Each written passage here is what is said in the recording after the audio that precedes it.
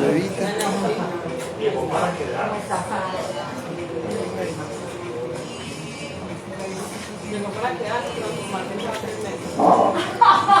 Ayer estaban unos relatos más apocalípticos que en 5 años tenía una pandemia peor que la que tenemos ahora.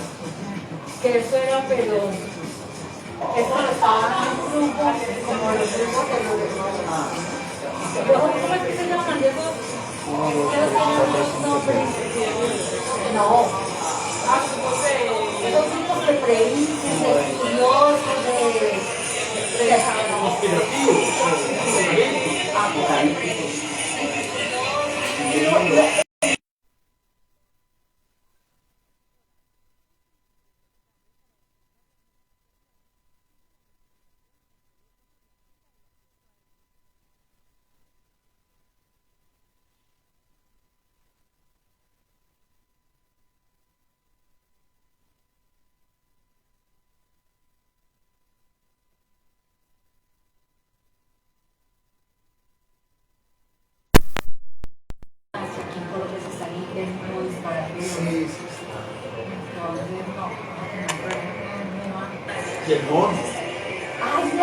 Buenas noches.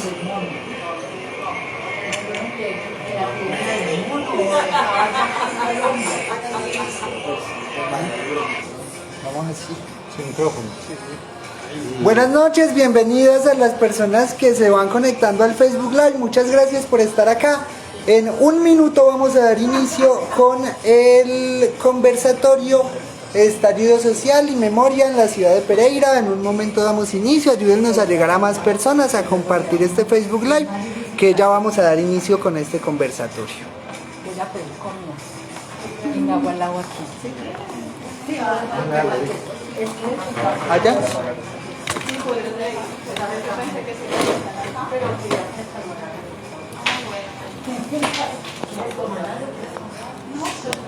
¿Qué va a traer, Nance?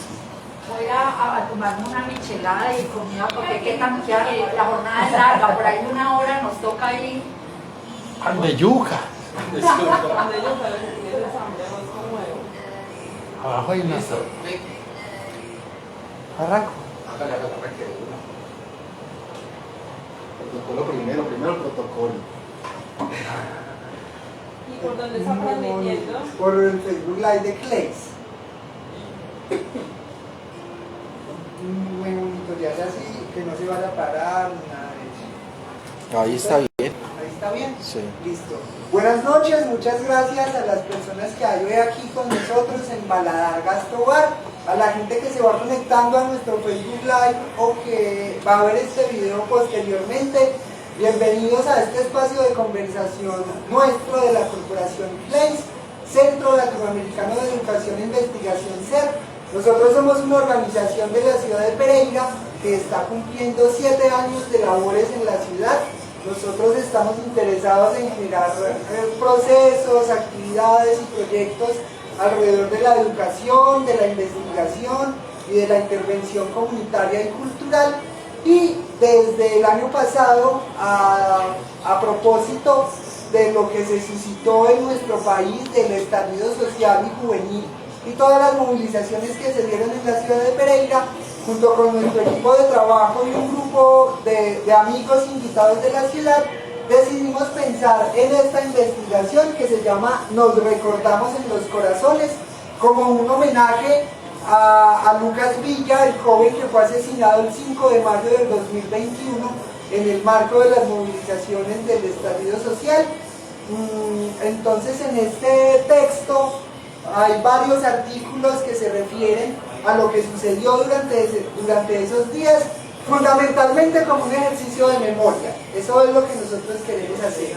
Y por eso nos encontramos hoy nuevamente en esta segunda versión, como una segunda edición de este texto, un segundo momento, una segunda fase de la investigación de Nos recordamos en los corazones, en la que vamos a tener 2 conversatorios. Hoy miércoles, que vamos a empezar con 3 invitados, y dentro de 8 días vamos a hablar con mujeres que fueron protagonistas del estallido social.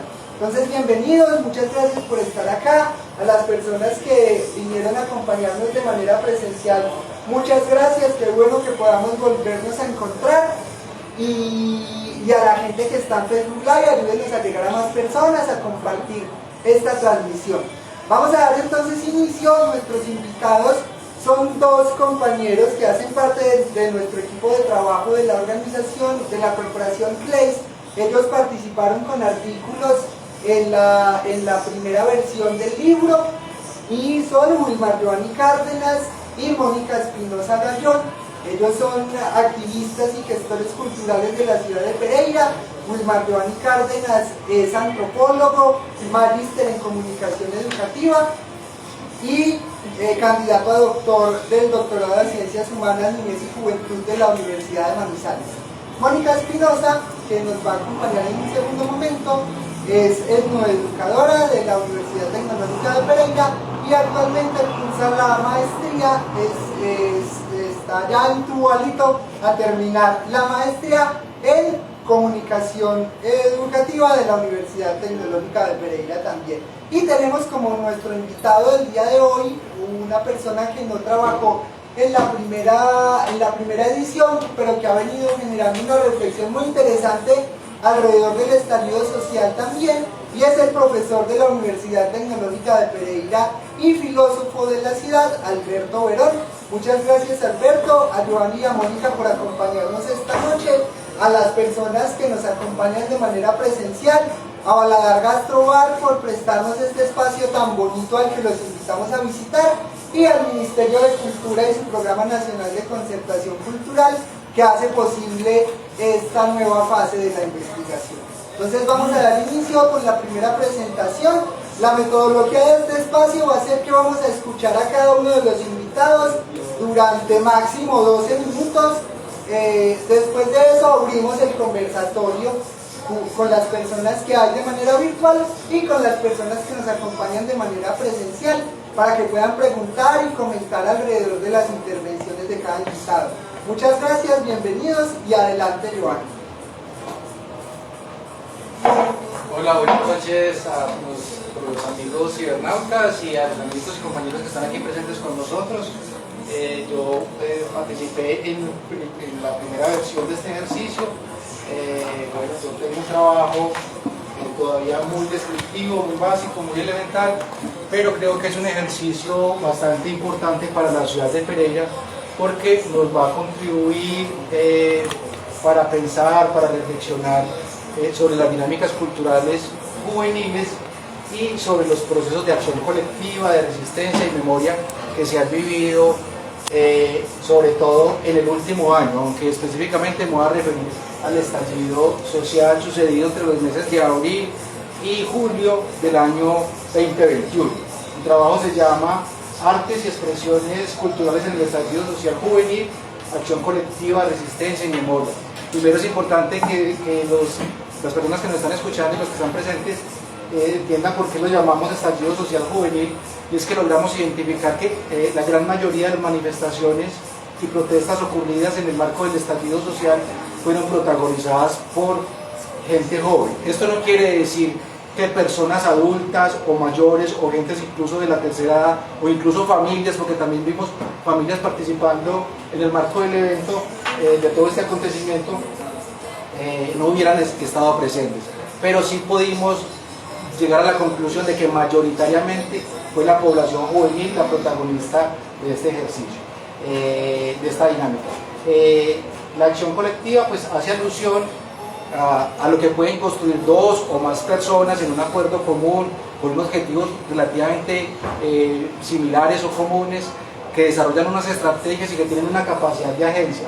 Esa capacidad de agencia la ponen en escena, y por eso recurrimos a la idea de la acción colectiva como un garante de resistencia también, porque no es una categoría, digamos, que la vengamos trabajando como desde una perspectiva absolutamente teórica, sino que fue arrojada producto del trabajo de campo y del ejercicio de participación de nosotros mismos en el territorio de la ciudad de Pereira, cuando escuchábamos comúnmente en todas las marchas ver los grafitis, los murales, las pancartas y las expresiones que aludían a la idea de resistencia. Ahora vamos a intentar conversar un poco qué es eso de resistencia. Y la memoria cultural o memoria, digamos, porque mucho de lo que se movilizó en el marco del estallido estuvo asociado fundamentalmente a hacer denuncias de vulneraciones de derechos históricos, ¿cierto? Por un lado, pero por el otro lado también hubo como una construcción de memoria histórica en el ejercicio del estallido, pero a la vez también un ejercicio de construcción de memoria cultural. Allí se articulan estas dos consideraciones de memoria histórica y de memoria cultural, lo que nos parece sumamente interesante. Bueno, yo les quiero contar que, dale a la otra foto, que gran parte de la presentación, o toda la presentación, va a estar orientada básicamente por imágenes. Va a ser imágenes, entonces hay una idea que yo tengo articulada en mi cabeza que la voy a ir contando a la luz de que les voy pasando cada una de las imágenes. Bueno, es importante recordar que en el 2021, en el año 2021, había un contexto previo a la emergencia o a la generación del estallido social, ¿cierto? Entonces, habían diferentes protestas, diferentes manifestaciones y movilizaciones sociales, no solamente en Pereira, sino en todo el país, como una forma de manifestar un sentimiento de una injusticia colectiva. Aquí, digamos, no se trataba de un solo grupo liderando, o una sola colectividad, una sola comunidad o una sola población, sino múltiples poblaciones, diferentes colectivos, diferentes personas, bajo un sentimiento común, que es la sensación o el sentimiento de injusticia colectiva, que creemos nosotros es la base que posibilita que emerja el estallido social como tal. Bueno, importante para la ciudad de Pereira la reflexión que estamos desarrollando hoy, sobre todo porque hay varias acciones colectivas que se generan que resultan sumamente valiosas para pensarlas en cada una de sus dimensiones, pero también articuladas al resto de movilizaciones y de acciones colectivas. Por ejemplo, Unidos por el Rock. Esta es una manifestación de jóvenes y de adultos que nace en enero del 2021 y nace producto de la crisis económica pues que ya existía, pero que se agravó con el COVID. Un conjunto de jóvenes y adultos de Pereira y Dos Quebradas se reunieron al encontrarse en una crisis económica muy grande y decidieron empezar a hacer unas giras por diferentes sectores de la ciudad, expresando su música rock y expresando su inconformidad y haciendo también unas demandas al Estado frente a la importancia de hacer inversiones en cultura y sobre todo la importancia de que los artistas y gestores culturales pudieran tener un recurso económico en el momento. Unidos por el Rock, yo creo que ha transitado por casi todos los parques y plazoletas de Pereira y Dos Quebradas, mostrando, digamos, su inconformidad con el momento, pero a la vez también lanzando una propuesta hacia muchos jóvenes, llevando el mensaje del rock a muchos lugares de la ciudad de Pereira y Dos Quebradas.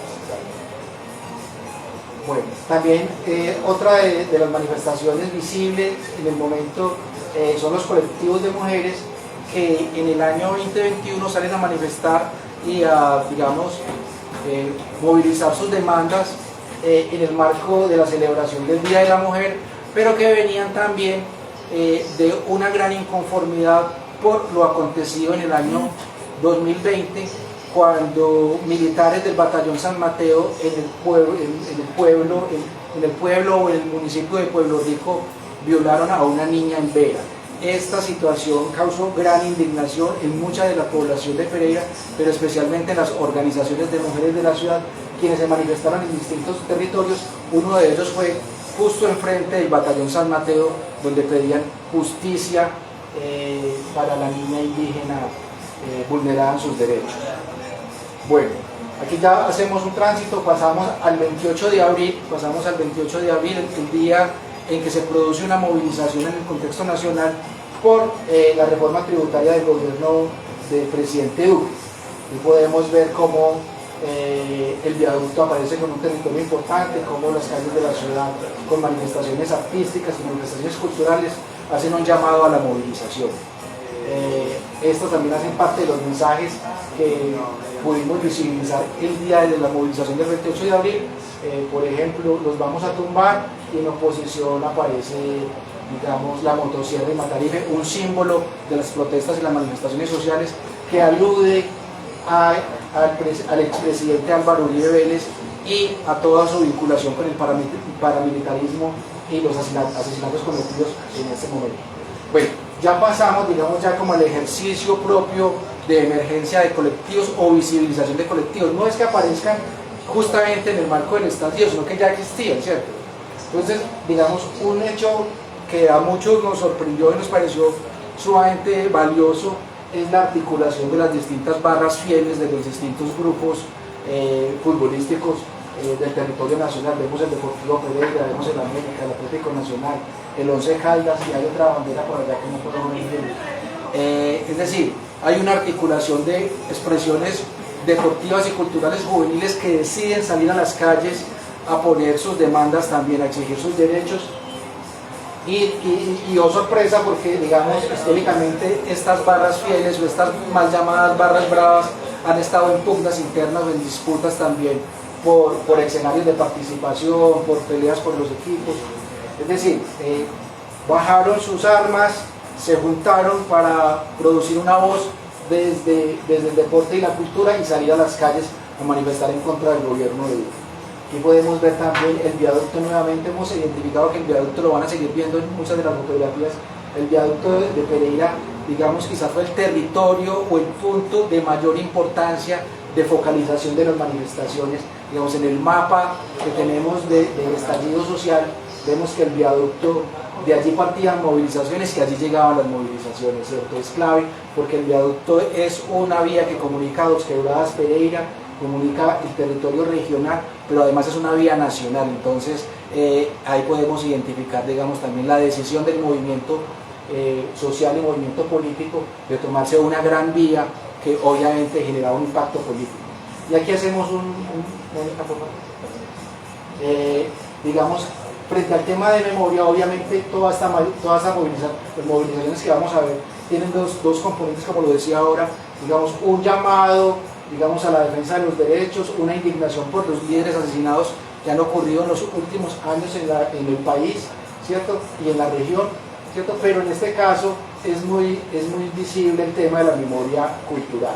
Aquí podemos ver al colectivo Son de Fuego, que ellos son un conjunto de jóvenes y adultos universitarios y algunos profesores de acá de la ciudad de Pereira, que se reúnen periódicamente a producir música, a bailar, a cantar y digamos, a crear cultura, ¿cierto? Aquí a través de las maracas, las tamboras, las palmas y los cantos se hace una referencia o una alusión a una producción musical de la costa atlántica que no es nuestra, pero que se ha incorporado, que se ha apropiado y que hoy en día en la ciudad de Pereira cuenta con una gran cantidad de maestros y de jóvenes que se están formando en la danza y en la música alrededor de este género musical. Es decir, hay un vínculo con la memoria cultural acá, y muy importante que no sea propiamente nuestra ciudad la que lo ha, digamos que no es una práctica cultural nuestra propia en el sentido autóctono o genuino, sino que es apropiada e incorporada. Bueno, también sí, ahí tenemos una conexión. Bueno, es otra cosa que se nos va a hablar de la discusión. Sí, también tenemos aquí al Chocó, que también nosotros somos Chocó biodiverso, y también la vía que nos conecta con Quito y con todos los municipios del Chocó, también es muy importante. Bueno, acá podemos ver dos manifestaciones, una sumamente política, que es la primera línea, haciendo defensa de la movilización social y la protesta, ¿cierto? Con sus escudos, con sus cascos, con sus botas, con sus chaquetas, y al lado vemos un grupo de danza de folclore colombiano, con unos suaves vestidos, con alpargatas, con sombreros, con pañoletas, ¿cierto? Protegiéndose todavía del COVID. Me parece una imagen, digamos, casi que arquetípica, simbólica, que representa mucho de lo que sucedió en el marco del estallido social, al encontrarse distintas manifestaciones culturales en un mismo momento, ¿cierto? Bueno, también, digamos, un colectivo o un conjunto de colectivos que han venido construyéndose como las batucadas. Aquí en este caso vemos a las Piquiñas del Chango, un colectivo del barrio El Remanso de la ciudad de Pereira, que a partir de múltiples esfuerzos y trabajando con las uñas ha podido, digamos, comprar sus instrumentos, comprar sus vestidos, su vestuario y salir periódicamente a las calles, casi que son invitados de honor a casi todas las movilizaciones que suceden en Pereira. Ya salían a las movilizaciones antes del estallido y en el marco del estallido salieron. Además también tiene un alto componente étnico, y de mujeres, es decir, es una experiencia organizativa, es una acción colectiva sumamente importante en la ciudad, que no solamente, digamos, hace como una manifestación cultural, sino que produce una escuela, produce ejercicios de reflexión y está ayudando a construir el movimiento social, el movimiento de protestas en la ciudad de Pereira. Bueno, acá ya vemos otro tipo de expresión artística, podemos ver un performance o una instalación, ¿cierto?, donde hay una denuncia por las víctimas del conflicto armado, y vemos también uno de los artistas representativos de la ciudad de Pereira, Gabriel, digamos, haciendo la denuncia del asesinato de Lucas Villa y otros jóvenes asesinados en el país. También tenemos una instalación construida, una instalación estética pero de alto contenido político, ¿cierto?, donde vemos un conjunto de siluetas de cuerpos humanos alrededor de un círculo que dice por nuestros muertos y un minuto de silencio. Esta es una instalación que la construyó Magdalenas por el Cauca, también, digamos, que está compuesta por Gabriel y por Yorladi Ruiz.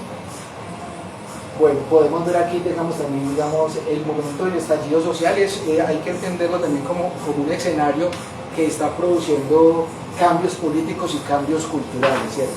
Y podemos ver dos manifestaciones que para los que hemos trabajado en los sectores populares de la ciudad de Pereira podemos identificar que gran parte las primeras líneas son construidas por jóvenes que habitan los barrios populares de la ciudad de Pereira, pero también vemos manifestaciones artísticas, culturales, educativas, donde se trabaja con niños a través de la pintura y otras manifestaciones comunitarias con consignas alrededor de la resistencia barrial por la vida digna, ¿cierto?, donde vemos que este tipo de prácticas no es muy usual en los barrios, ¿cierto? En el marco del estallido social se volvieron muy comunes para, digamos, acompañados por diferentes movilizaciones y protestas. Bueno, acá tenemos otro tipo de manifestación cultural, y digamos, en el marco del estallido social hubo muchas manifestaciones culturales diferentes. Aquí podemos ver en un mismo territorio tres tipos de fotografía, una que alude a la música blues, músicos comprometidos con la causa social, jóvenes de la comunidad LGBTIQ haciendo performance, pero también vemos una instalación en arena, en semillas, en el piso, que alude a un ritual de abundancia que no es de nuestra propia cultura, sino que es una referencia a una cultura hindú, pero que hace parte de nuestro territorio cultural. Bueno, vemos lo que en el marco del estallido muchos denominamos las ollas comunitarias. Me parece a mí que de algún modo, cuando decimos olla, de alguna manera restringimos todo el concepto y la importancia de pensarlo como convite o como minga, como una práctica cultural ancestral, es decir, es una práctica incluso que nosotros como pereiranos o como habitantes de la ciudad de Pereira reconocemos que el convite es fundamental en el proceso de la conformación histórica de la ciudad, pero además también podemos reconocer que en la práctica del convite o de la minga hay un legado ancestral de los pueblos indígenas que habitan este territorio y que comparten esa práctica con otros pueblos del mundo. Bueno, aquí otra vez símbolos de culturas tradicionales, podemos ver la huipala, la bandera, digamos, muy promovida y muy usada, y una referencia del pueblo Nasa, del Cauca, y vemos también una danza del círculo, donde muchos hombres y mujeres llevan atuendos y símbolos de culturas tradicionales. Ahí es cuando pensamos que en el marco de la lucha por la vida también, ¿cierto?, por tantas cosas que fue el estallido, la lucha por mejores condiciones sociales y económicas, pero también especialmente por la vida, aparecen un conjunto de símbolos que hacen referencia a culturas tradicionales. Otra manifestación donde podemos ver el viaducto nuevamente, jóvenes participando en la movilización, banderas de Colombia y un marote, un muñeco gigante, pues, que ayuda, digamos, a alegrar la movilización. Podemos ver que este tipo de movilizaciones que se sucedió en el marco del estallido no es la típica movilización del 1 de mayo, o sea, es decir, la movilización del 1 de mayo solemne, tradicional y aburrida, con los sindicalistas. En el marco del estallido se desbordó. Después del 2021 va a ser más. Sí, después del 2021, 2022 las cosas han cambiado en términos de movilizaciones. Sí. Ya parece más un carnaval que una movilización típica, ¿cierto? Que una movilización típica, y es importante porque recoge mucho de los legados y tradiciones culturales nuestras. Aquí podemos ver, digamos, un altar que se hace al sitio, a Lucas Villa, en el sitio específico donde fue asesinado. Bueno, también podemos ver alrededor de, también digamos, otra manifestación artística que se pudo reconocer en el marco del estallido fue, digamos, la emergencia y el reconocimiento de muchos caricaturistas a nivel nacional y a nivel local. Aquí pues a nivel local coloqué la de Matador, ¿cierto? En 3 momentos distintos, como de pensar cómo colocar allí un mensaje asociado a Lucas Villa, ¿cierto? Sigue otra, creo que es de Patata. Bueno, hay diferentes caricaturistas de acá del territorio que construyeron también excelentes y bellísimas caricaturas. Aquí digamos también la importancia de que este estallido social estuvo muy conectado y muy mediado por las redes sociales, ¿cierto? Incluso pues lo coloco allí un poco caricaturizando la caricatura, la idea de Luisito, el influencer mexicano que hizo un recorrido por Colombia mostrando distintos momentos y distintas situaciones relacionadas con el estallido social. Estuvo especialmente en Bogotá y Medellín y Cali. Bueno, aquí nuevamente manifestaciones culturales, los chicos de las barras fieles de los grupos deportivos, una representación étnica y, digamos, la denuncia por la indiferencia frente a la muerte y el asesinato de los líderes sociales, que no solamente lo dice el manifestante, sino que Gustavo de Ruth también lo nombra en el informe de la Comisión de la Verdad, cuando dice qué nos pasó como sociedad que dejamos que tantas cosas pasaran. Bueno, nuevamente las manifestaciones artísticas en el viaducto, los performances y un ejercicio de malabares, ¿cierto? Digamos que todo este conjunto de expresiones se conjugaban con la vida cotidiana. También podemos ver un vendedor de economía informal, al otro lado también otro vendedor de economía informal, algunos transeúntes, otros manifestantes. Bueno, aquí ya vemos nuevamente a Unidos por el Rock, pero ya no en la antesala pues al estallido social, sino ya en el marco del estallido social. Yo creo que esto también es un elemento muy interesante en las movilizaciones sociales, y es que algunos sindicatos convocaron también a Unidos por el Rock para que en algunas movilizaciones estuvieran las tarimas o en las plantas bajas, y ellos pudieran tocar desde los carros, digamos, como de alguna manera animando la movilización y la protesta, ¿cierto? Aquí están en diferentes circunstancias. Unidos por el Rock, un colectivo que agrupa más de 30 músicos rockeros de la ciudad de Pereira. Bueno, aquí el graffiti y el mural, obviamente, de Nunca Hijo de Puta, que fue muy común, y también el símbolo de Anonymous, que hace alusión, digamos, a un movimiento internacional de activistas de las redes, ¿cierto? De activistas de redes virtuales. También, digamos, fue común en el marco del estallido las acciones colectivas en función de producir contenidos o comunicar, haciendo uso de distintas tecnologías. Ahora veíamos cómo las redes sociales, a través de un influencer de talla mundial, movilizaban los contenidos de la movilización social y política, y acá un colectivo local, Armada 62, Armada 62, haciendo estampado con una técnica clásica, ancestral también, una técnica ancestral en el mundo de las impresiones. Bueno, vemos también, digamos, como imágenes carnavalescas que aluden, en este caso, a la cultura mexicana, el Día de los Muertos, representada en uno de los marchantes que salen también. O sea, cada una de estas acciones colectivas que podemos ver también genera unas formas particulares de relacionamiento de los grupos, es decir, construye un tejido sólido, fuerte, que integra efectivamente, integra en términos de afectividad y amistad, pero que también tiene un impacto y un efecto político cuando se hace hacia afuera. Bueno, también los carteles fueron claves. Los carteles son gobierno que siembra el terror, cosecha la revolución, y Matarife 6402, un número pues importante que aparece justo en el marco de la movilización, que alude a los falsos positivos, ¿cierto? Más contenidos simbólicos.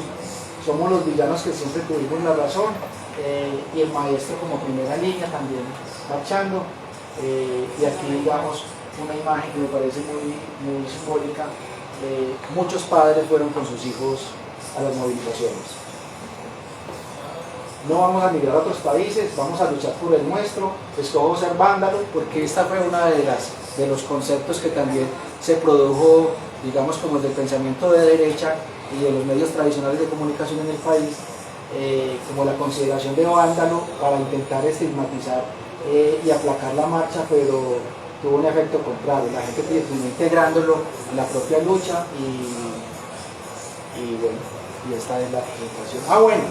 Todo este ejercicio también es una manera de hacer un reconocimiento a un conjunto de colectivos que han sido visibles por parte de nosotros, pero que hay muchos más que no conocemos sus nombres, y hay muchos que se armaron y se desarmaron rápidamente, pero que también tuvieron posibilidades de expresar su pensamiento, su alegría, sus ideas. Las Rueras, Son de Fuego, Grietas y Saralda, PH, Las Comadres, Magdalenas por el Cauca, Hacer Territorios de Paz, Batucada, Retumbante Rebelde y Piquiñas del Chango, Unidos por el Rock, barras de fútbol de los Deportivos América, Nacional y Pereira, grupos de moteros, colectivos de poblaciones afrodescendientes, LGBTIQ+, de mujeres, colectivos estudiantiles de secundaria y universitaria, entre otros, con diversos intereses de base, sociales, políticos, ambientales.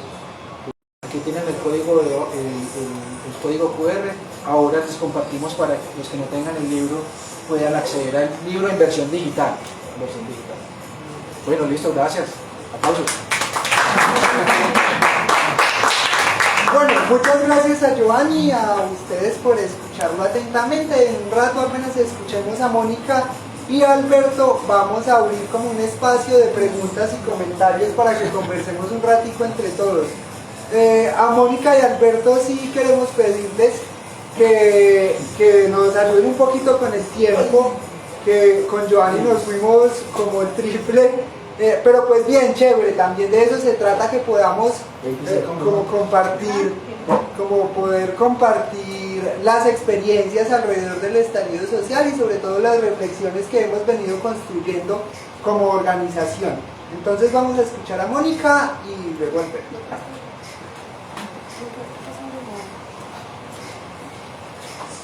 Bueno,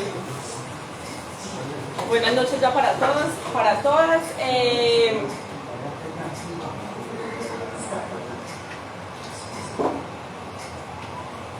Desde el trabajo que realizamos en la investigación, específicamente yo me encargué, con Víctor también estuvimos como pendientes de desarrollar el capítulo de graffiti, porque digamos que de alguna manera hace parte de esas expresiones que todavía, en su mayoría, siguen en la calle, siguen en los muros, algunas, de los pisos ya se han ido borrando, pero digamos que hacen parte de una memoria muy interesante de lo que pasó en el estallido social.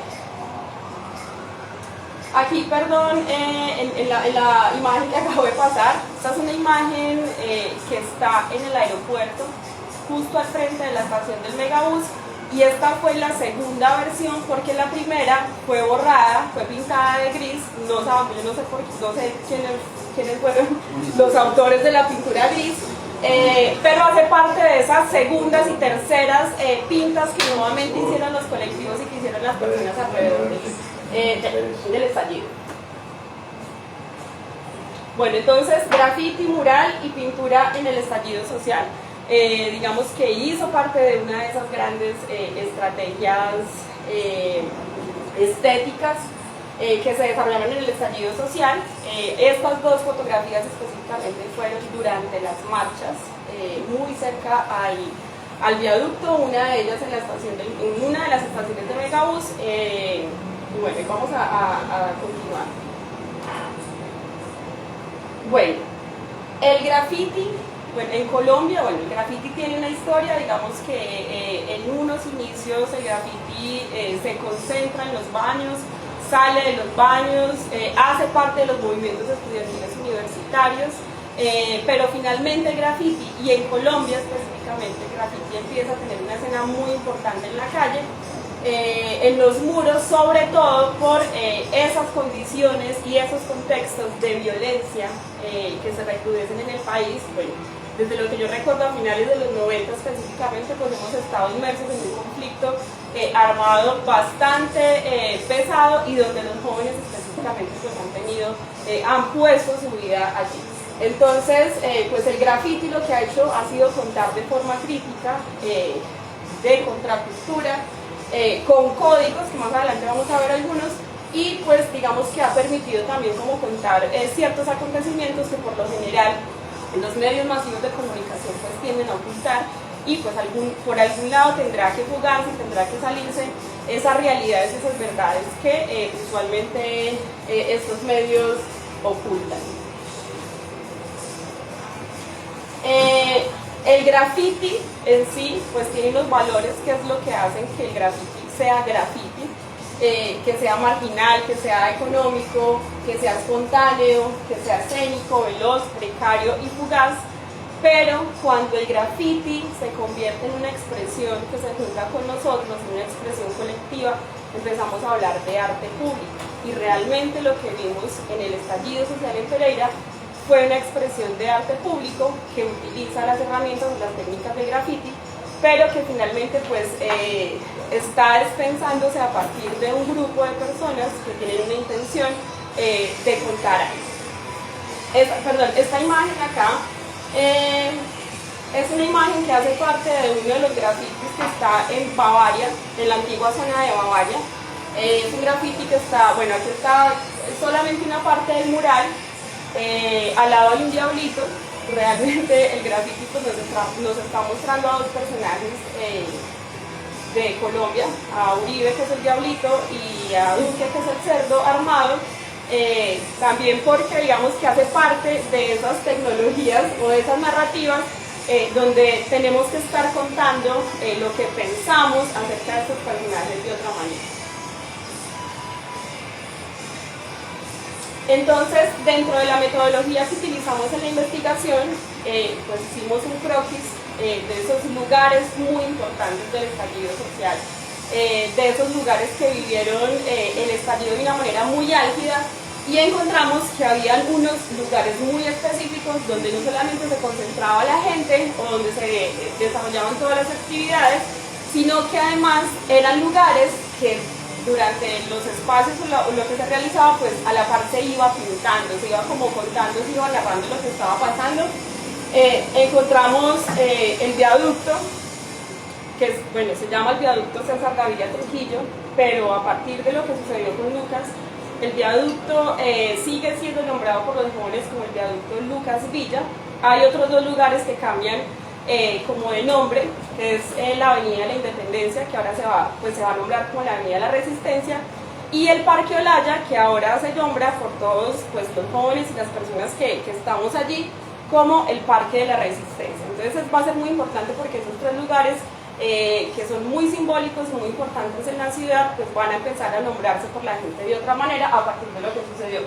Entonces, viaducto, Antiguo Bavaria, estaciones del Megabús, Plaza de Bolívar, Parque Olaya, Parque Gaitán, aeropuerto, pues que son las paredes del aeropuerto frente a la estación del Megabús, Avenida La Resistencia o Avenida La Independencia, muchos de los intercambiadores del Megabús, el intercambiador de Megabús, el subterráneo de Cuba, supremamente importante, muy cercano a la Avenida La Resistencia, que fueron lugares donde, donde durante muchos días en el estallido social pues los jóvenes estuvieron enfrentados con el SMAT. La Universidad Tecnológica, la zona del centro, este mapa que vemos acá es solamente la zona urbana de Pereira.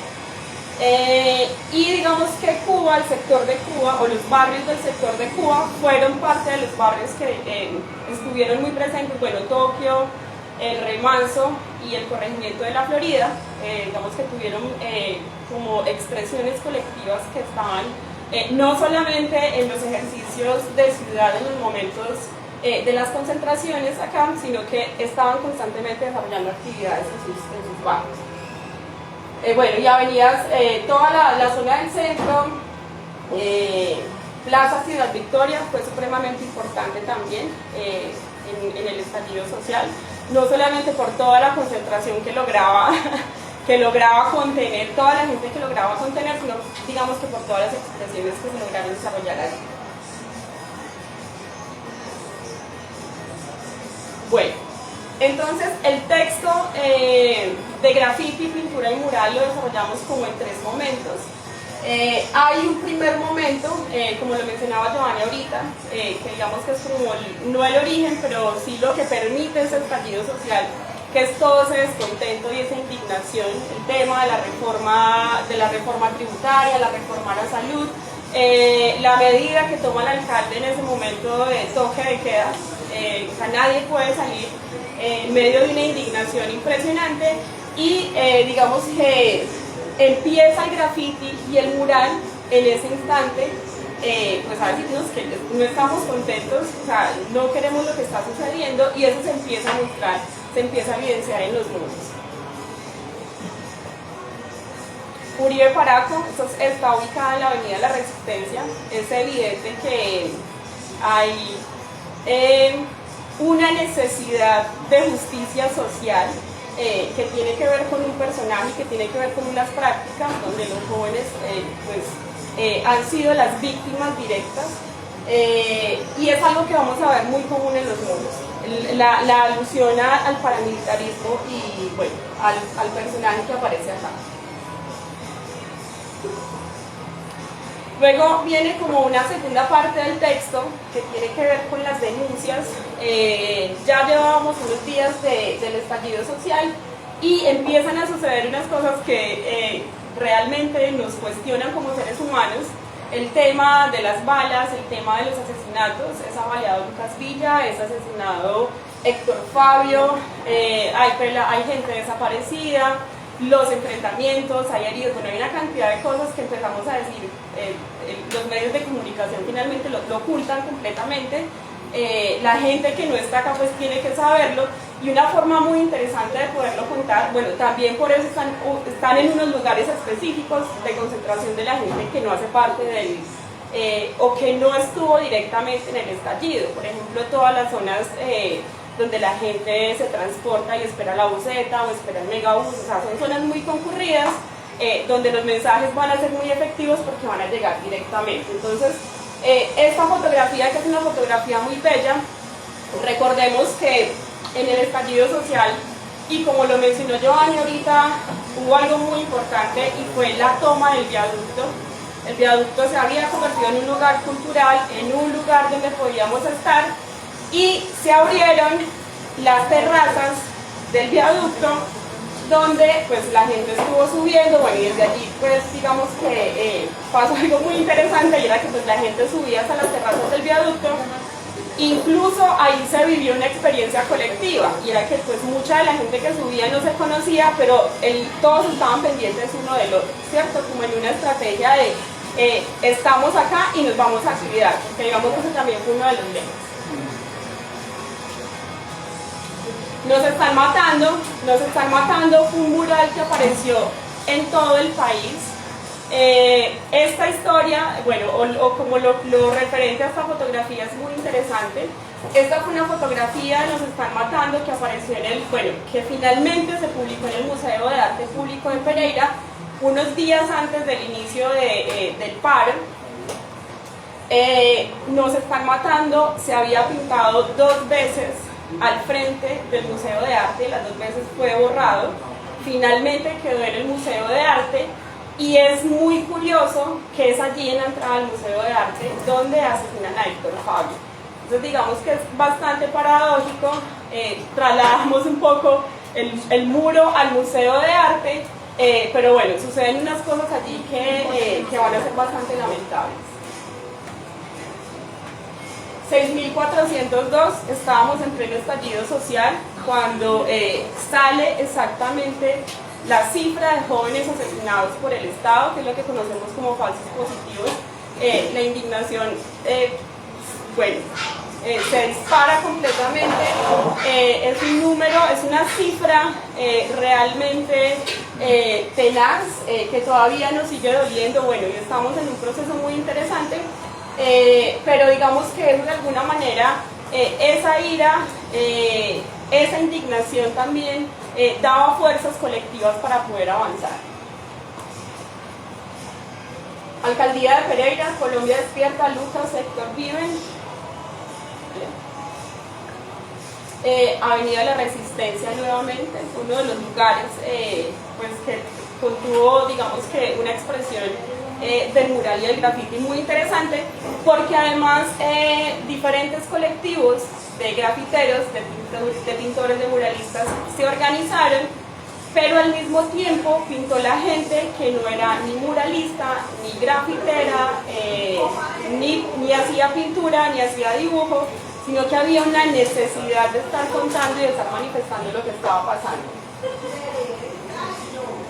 Nos hablan de paz, enseñándonos un arma, un cuestionamiento que se hace a la sociedad, ¿cierto? Hablamos de paz, pero esta es la forma en la que nos responden. Exigimos justicia social, pero esta es la forma en la que nos responden a través de balas y de bolillos. Entonces, ¿qué es lo que está pasando? ¿Qué es lo que está pasando en esta sociedad? Que digamos que hace parte de esas preguntas tan interesantes que los jóvenes se van a empezar a hacer.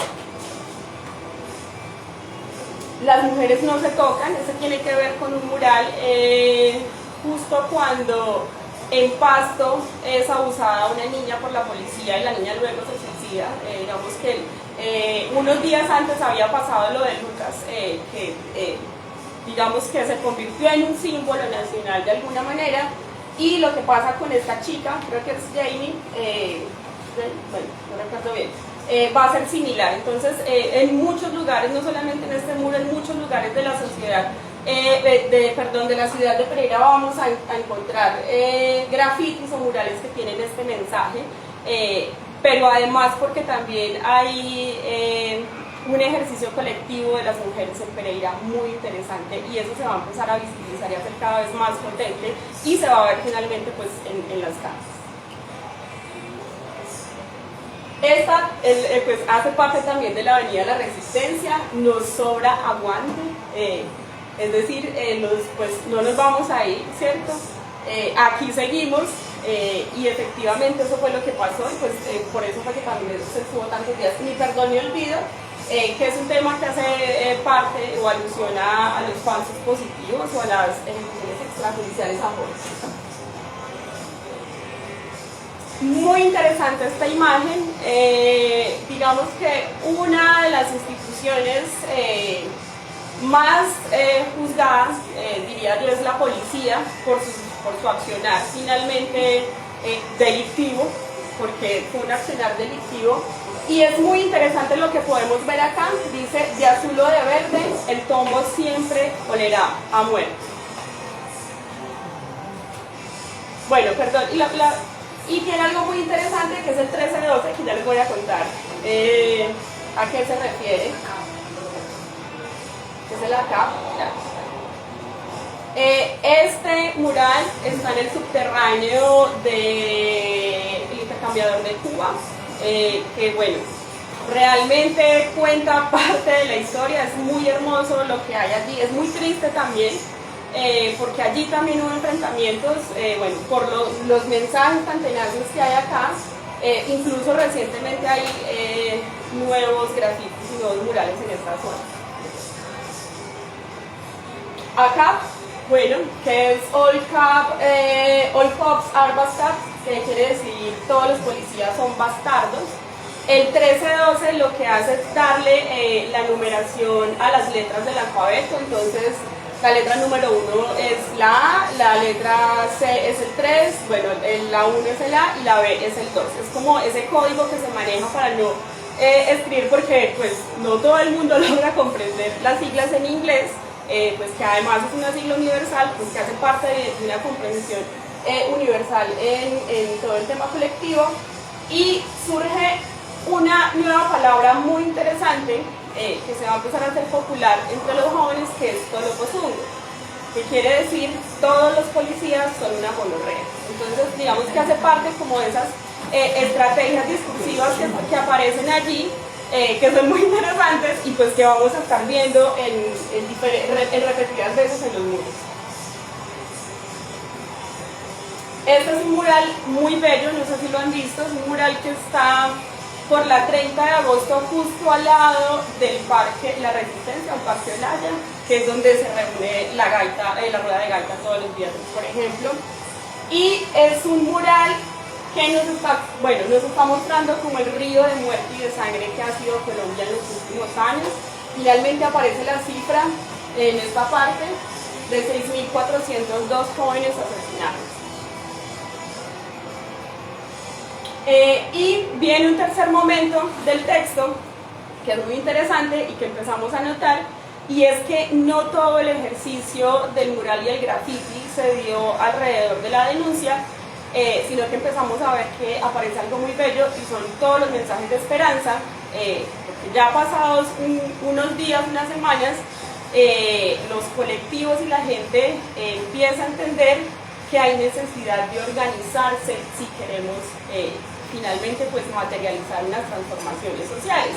Y eso se va a evidenciar con todos los colectivos que ahora mencionó Giovanni, que siguen ejerciendo su participación, que siguen haciendo, que se siguen soñando, y entonces vamos a encontrar una cantidad de mensajes y de murales muy hermosos, porque además el lema es el paro no para, el paro se transforma, o sea, el paro no se acaba, sino que hay una cantidad de transformaciones y de formas que nos van a empezar a decir, podemos hacer esto para transformar, para cambiar. Nuevamente, este está en el intercambiador, llegando al subterráneo del intercambiador de Cuba, esperanza y lucha, pues que digamos que es el mensaje, o sea, no podemos desfallecer. O sea, este proyecto de país tiene que continuar, no se puede quedar solamente en el ejercicio de lo que sucede en las calles, sino que tenemos que ir avanzando. Fuera, mujer en vera, que digamos que es muy importante en términos de lo simbólico que nos hablaba yo ahora, por ejemplo, y pues un corazón ardiendo, porque tenemos el corazón ardiendo, porque tenemos las emociones ardientes también frente a todo lo que está pasando y pues que no podemos dejar pasar, así nomás. Prohibido rendirse. Esta imagen también es una imagen del intercambiador de Cuba, el subterráneo, digamos que hay una riqueza impresionante frente a lo estético. Y bueno, por último, que pues es uno de los murales más recientes que se hizo está detrás de la biblioteca de la UTP, en una de las paredes de la biblioteca de la UTP, y pues que tiene que ver con, como hemos nombrado, el libro y también sobre Lucas Villa, lo recordamos en los corazones. Esta es como básicamente un poco el ejercicio que hicimos sobre el graffiti, el arte público, bueno, y la pintura en el ejercicio del libro. Muchas gracias.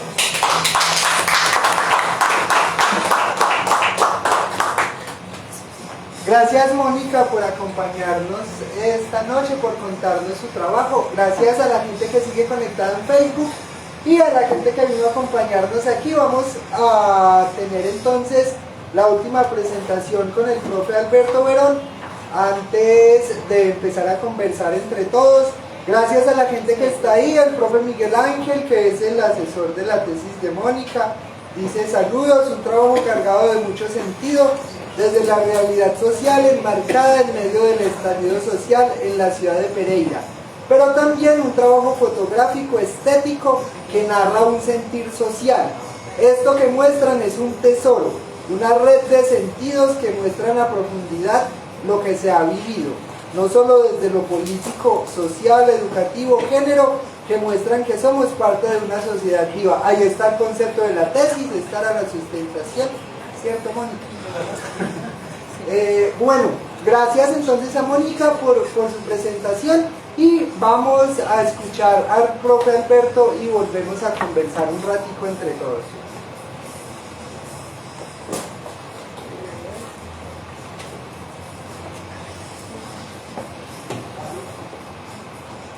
¿A dónde miro?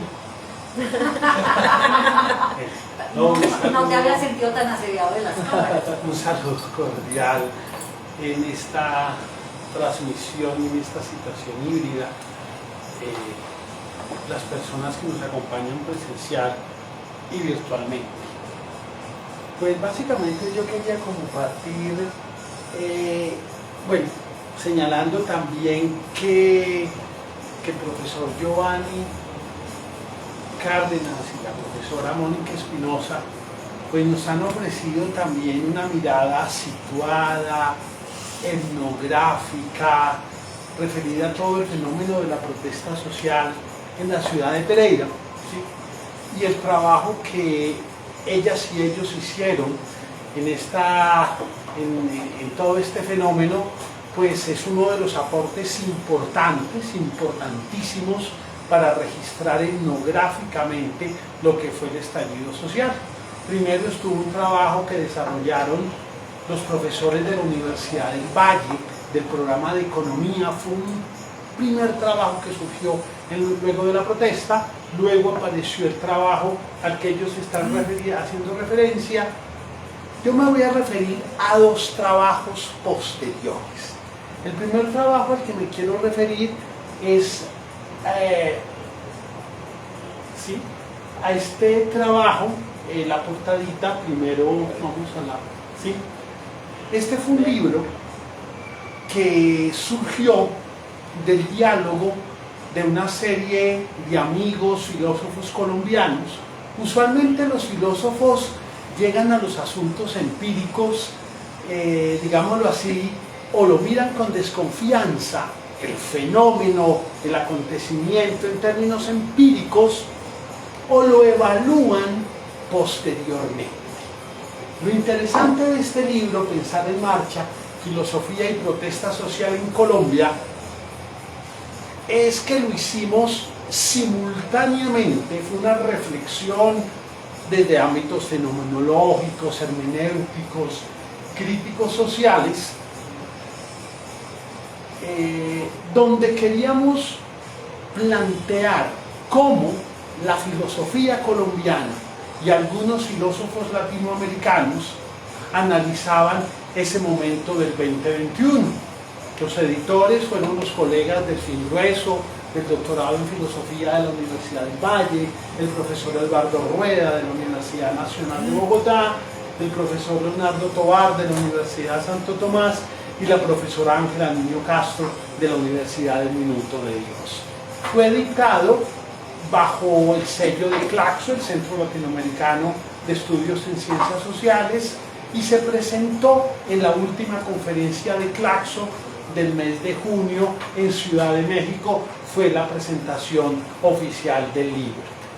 Si me permites como ubicarte en el índice del libro, y un poco lo vamos a ampliar, porque las secciones del libro nos da también como una perspectiva de cómo nos acercamos a este trabajo. La sección 1 se llama Crisis de la democracia, represión policial y rebelión molecular y revolución molecular. Trata de plantear una mirada biopolítica y una mirada crítica al contexto en que se produce el estallido social, que es un momento de crisis del concepto de la democracia y donde se plantea la necesidad de reformular ese concepto. Allí existen, voces muy conocidas de la filosofía en Colombia, como el primer artículo que es de Óscar Mejía Quintana, profesor del doctorado en Filosofía del Derecho de la Universidad Nacional, el maestro Luis Eduardo Hoyos, profesor de la Universidad Nacional, y el profesor Sergio de Zubiría Samper, que abordan esa primera sección. Sigamos la segunda sección.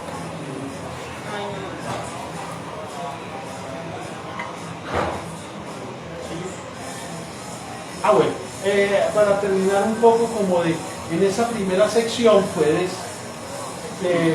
podemos, algunos otros nombres conocidos, el profesor Adolfo Chaparro Amaya, el profesor Eduardo Rueda. Se invitó a un historiador que es el padre Fernán González. El padre Fernán González ha acompañado el estudio sobre la violencia en Colombia desde los primeros trabajos que se hicieron en la época de Estanislao Zuleta, en el gobierno de Belisario Betancur, luego en el Centro Nacional de Memoria Histórica, al lado de María Emma Wills, de Gonzalo Sánchez, y luego en el informe reciente de la Comisión para el Esclarecimiento y la Verdad. La segunda parte se llama Subjetividades, Violencias y Resistencias.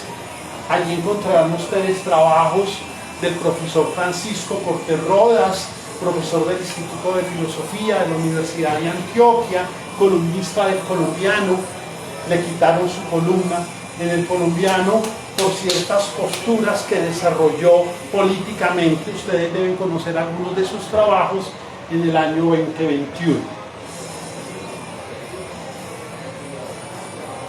La sección 3 se llama Dignidad, Cultura y Memoria, y ahí quiero empezar a plantear y a conectar con el tema que nos invitan ustedes a hablar hoy de la memoria en el estallido juvenil. ¿Sí?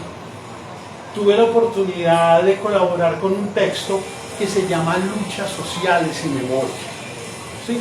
Con otros colegas filósofos, el profesor Alfredo Gómez Müller, que es profesor en París, el colega Damián Pachón Soto, columnista del Espectador y profesor en la Universidad Industrial de Santander.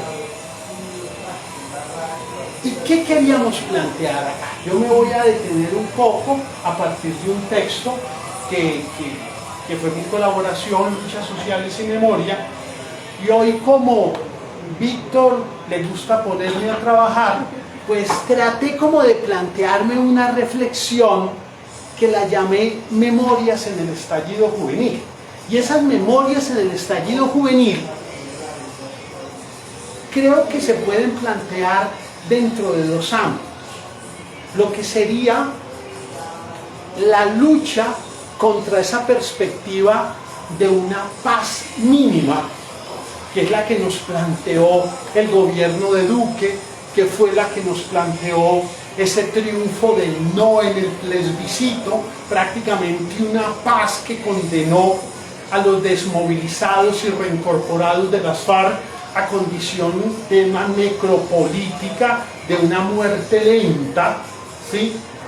Y justamente frente a ese dolor y a esa rabia, el estallido social tiene que ser comprendido no en términos solamente de ese momento, sino que lo que yo postulo, por ejemplo, acá en este trabajo, es que hay que entender el estallido social como una respuesta a esa paz necropolítica, a esa paz mínima de las burguesías colombianas.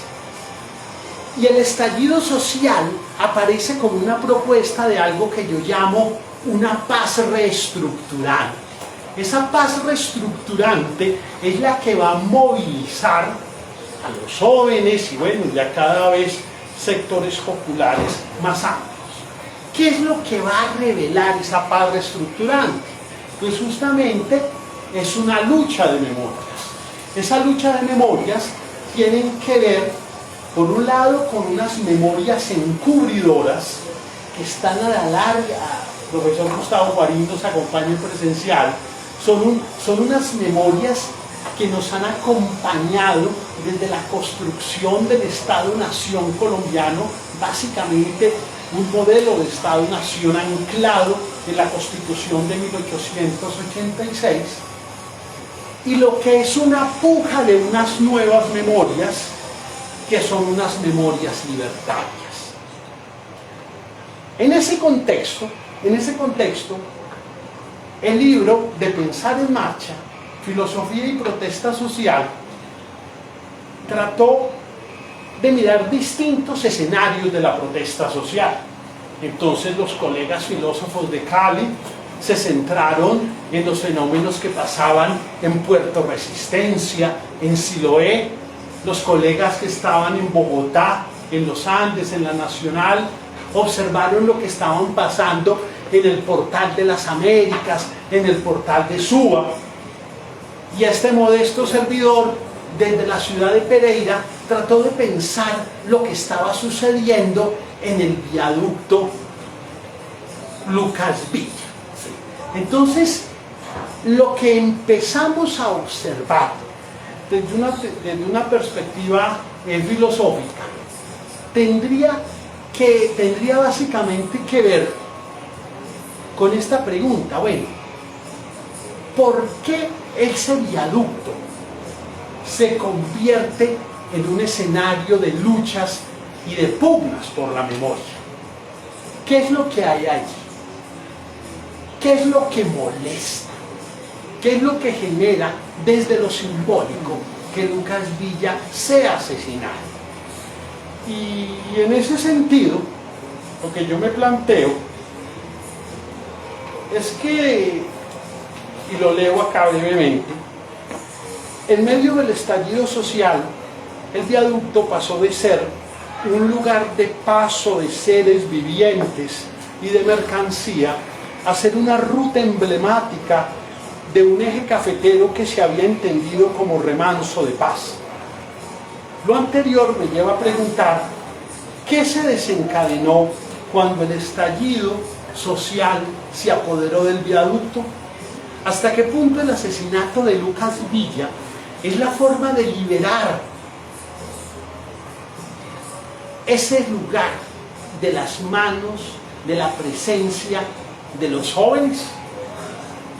Si nosotros pensamos en el proyecto de ciudad, y ahí sí aterrizo en lo local, el eje cafetero, y eso es algo que se va a destacar en el informe regional de la comisión, se ha entendido, traducido como ese remanso de paz.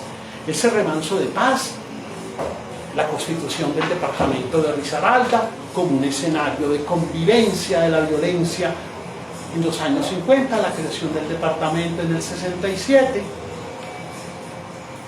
el café, el progreso. Lo que hacen los jóvenes al tomarse el viaducto es romper esa memoria encubridora y plantear un profundo malestar en la ciudad. Cuando yo observaban algo interesante en ese Portal de las Américas y en el Portal de Suba, ¿qué observaban ellos?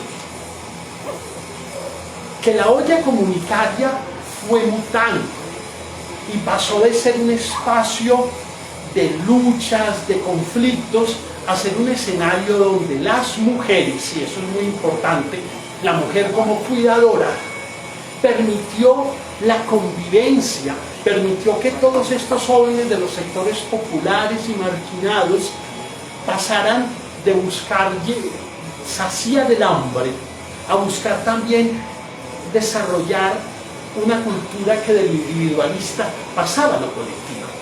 Pero también se empieza a observar cómo aparece el consumo de estupefacientes, cómo aparecen los policías disfrazados, cómo también el escenario se enrarece y se conflictúa cada vez más. Eso que pasó allí también pasó en el viaducto, también pasó en Puerto Resistencia, ¿sí? Y hace parte como de ese proceso, de esas luchas por construir una nueva memoria, una memoria que trata de plantearse en este libro como una memoria productiva, como una memoria abierta, como una memoria crítica. Aquí rescato esa idea de una memoria abierta y crítica que plantea Orlando Falsborda en sus modelos de investigación social en Colombia.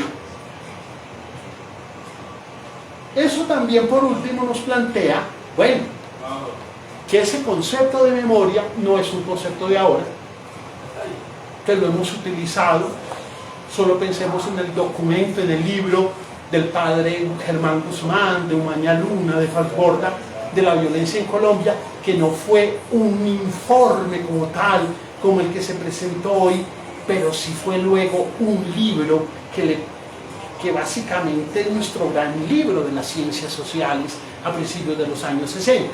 Y con esto cierro.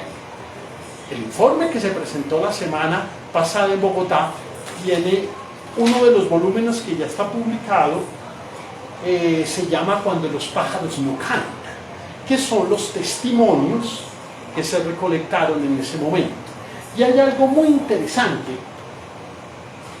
que uno de los testimonios, supuestamente se está hablando del conflicto colombiano de los años 80, pero es una entrevista a una chica que está en el portal de las luchas en Bogotá, y ella está planteando el tema del papel de la olla a la que se refería Giovanni al principio de su exposición, esa olla como escenario de conversación y como ese escenario de construcción de una nueva sociedad. Tal vez lo que estemos viviendo hoy, ese triunfo pequeño de la izquierda colombiana o del liberalismo colombiano moderno en las pasadas elecciones, hace parte de esa respuesta de esa generación que en el 2016 se sintieron profundamente derrotados cuando ganó el no. Esa misma generación que vio lo que pasaba en el 2018, ese modelo continuista del enemigo interno, que en el caso del gobierno de Iván Duque fueron las disidencias de las FARC, el castrochavismo y la protesta social. Habría que pensar si lo que se está cosechando en términos de gubernamentalidad, de dispositivos de gobierno hoy, que tal vez no lo veíamos desde el gobierno de Alfonso López Pumarejo, ¿sí?, como fin de la hegemonía conservadora, sea todo un largo proceso de un acumulado de los movimientos sociales en esa lucha. Y en ese sentido, pensar en marcha, filosofía y protesta social en Colombia de una manera modesta, de unos profesores de filosofía, de un informe como el de la Comisión de la Verdad, es un granito de arena desde el pensamiento y desde el análisis a esa nueva sociedad que se va a construir de una manera influyente.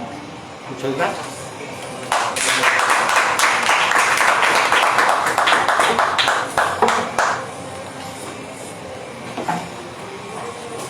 Bueno, muchas gracias profesor Alberto, Mónica y Giovanni por acompañarnos esta noche conversando un poco alrededor del trabajo que han venido realizando y la reflexión sobre el estallido social.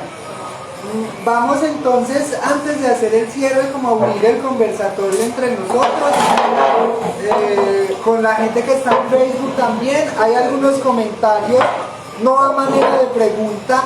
Ahora la gente que está en Facebook, si tiene alguna pregunta o comentario que hacer, los aguardamos un ratico mientras conversamos entre nosotros. Entonces, adelante, quien quiera pedir la palabra. Primero el compañero Solano. Adelante. No, muchas gracias.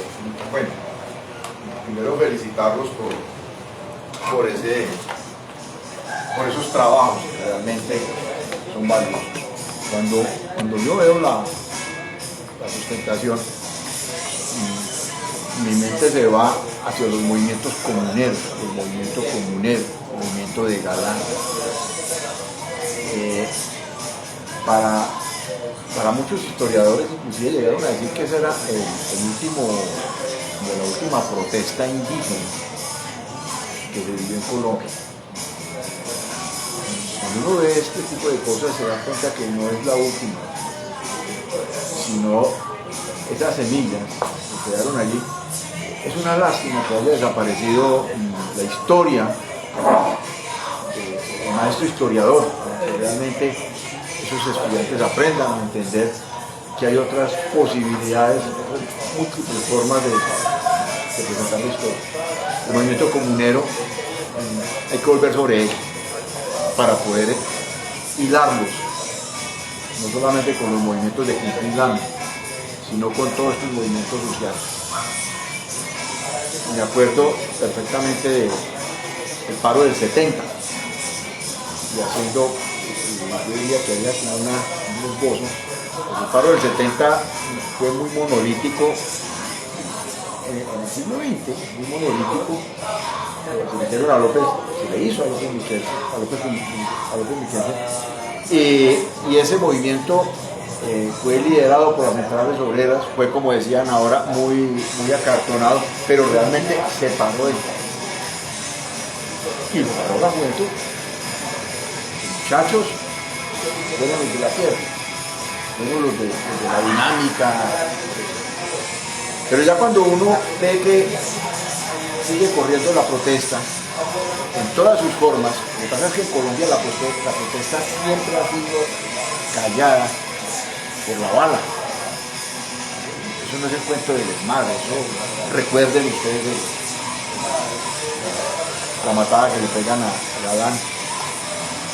Siempre todos estos líderes sociales, todas las protestas han sido, y uno ve en el trabajo que ustedes están mostrando que eso se vuelve un amplio abanico que involucra múltiples comunidades, múltiples grupos sociales. Ya no son solo múltiples grupos sociales que jóvenes como expresiones culturales.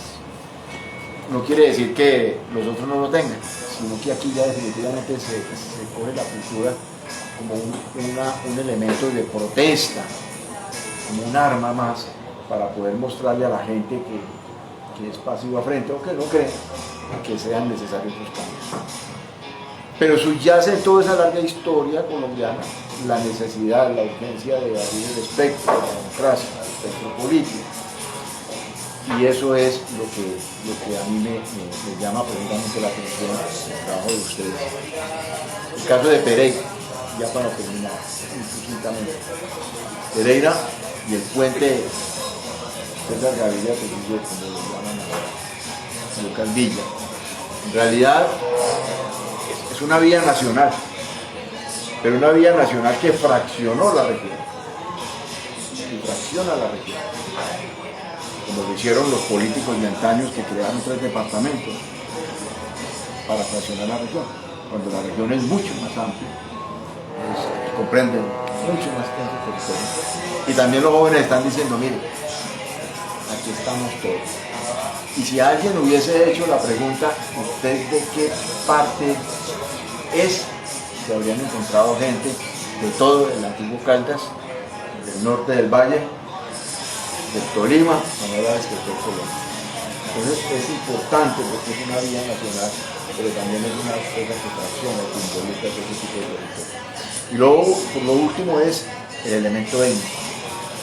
Siempre ha estado presente en las luchas sociales, desde los movimientos comuneros, pasando por los movimientos de los afros, de los mestizos, de los peones, que es una historia que no se cuenta en Colombia. Nadie sabe cuál es la historia del peón. Y es una historia bárbara, tremenda. Gracias. Muchas gracias.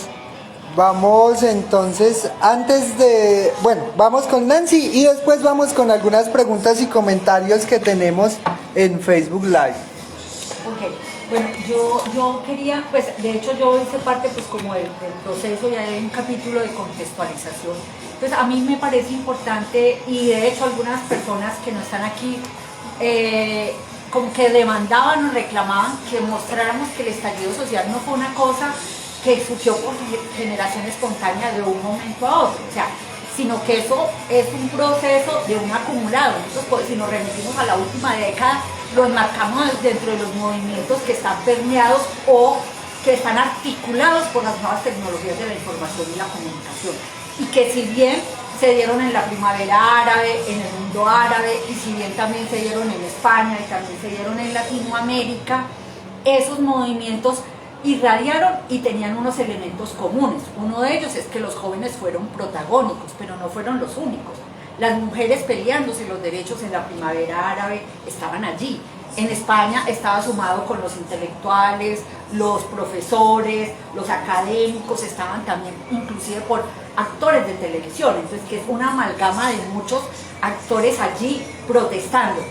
En Colombia, en el 2018, y yo quiero llegar a eso porque pues yo sé que se muestra como que las movilizaciones venían siendo muy aburridas y monótonas. Yo creo que había un ascenso que se viene dando desde que nosotros mismos lo hemos vivido desde hace muchos días. Entonces, en el 2018 el movimiento estudiantil en la localidad y a nivel nacional, que durante 2 meses sostuvimos casi que semanalmente 2 movilizaciones que en Pereira fueron absolutamente nutridas, fueron muy coloridas. Entonces aquí yo recuerdo el Día de los Brujos, profesores como Alberto Verón que salieron disfrazados, Carlos Victoria, o sea, las marchas eran una explosión de colorido, las batucadas que en ambiental vienen funcionando desde hace muchos días, que son cíclicas, porque a la medida que digamos, los estudiantes cumplen su ciclo, 4 o 5 años salen, pueden tener caídas, pero que las batucadas han acompañado permanentemente las movilizaciones. Entonces, que ya no podemos hablar de esas movilizaciones, que inclusive yo tenía esos mismos prejuicios, y yo decía, yo no salgo al 1 de mayo porque me parece súper harto y aburrido, pero cuando salgo encuentro, y no después del estallido, encuentro una variedad de colorido, de música, porque es que ya hoy en día uno va a la movilización y encuentras desde pop, rock, andina, electrónica, entonces pero que no es que después del estallido se haya empezado a dar, sino que eso ya se venía gestando. Y los jóvenes fueron líderes en el 2018 con una negociación que yo siempre digo fue muy exitosa y que aprende de la del 2010-2011 con la MANE, donde hacen una negociación y le arrebatan al Estado casi que 6 billones de pesos.